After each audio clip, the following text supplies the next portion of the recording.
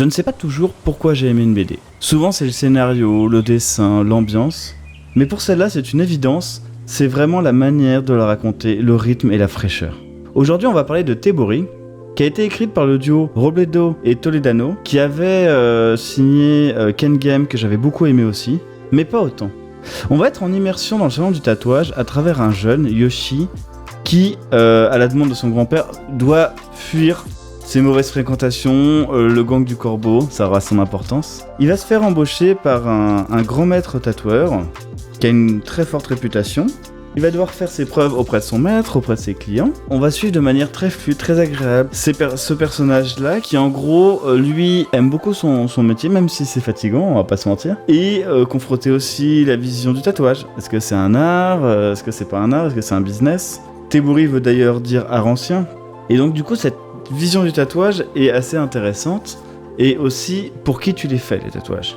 Malgré lui, il va retrouver son maître dans un état qu'il ne pensait pas que ça arriverait. Et il va apprendre à ce moment-là qu'en fait, son salon marche parce que c'est des Yakuza qui le tatouent.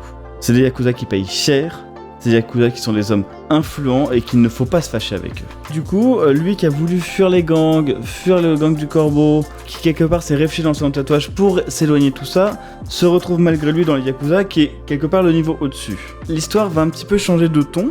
On va passer on le suit lui, à quelque part, il est spectateur avec nous de ce qui se passe.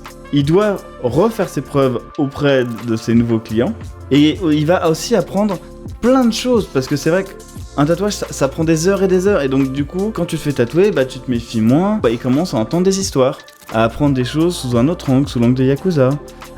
Parfois il y a des choses qui lui paraissent mais invraisemblables et on a envie de savoir si c'est vrai ou pas vrai parce que le côté surnaturel n'est pas tranché complètement. On est plutôt dans un univers réaliste, mais qu'en sait-on ? Et toutes ces histoires, un petit peu du folklore ou non, sont assez intrigantes. Et donc voilà, moi j'ai vraiment beaucoup aimé cette BD, je trouve qu'elle se lit très facilement, elle est hyper accessible et super agréable à lire. J'aurais un petit bémol sur la conclusion que je trouve un petit peu trop explicationniste, mais à part ça, franchement, c'est vraiment top.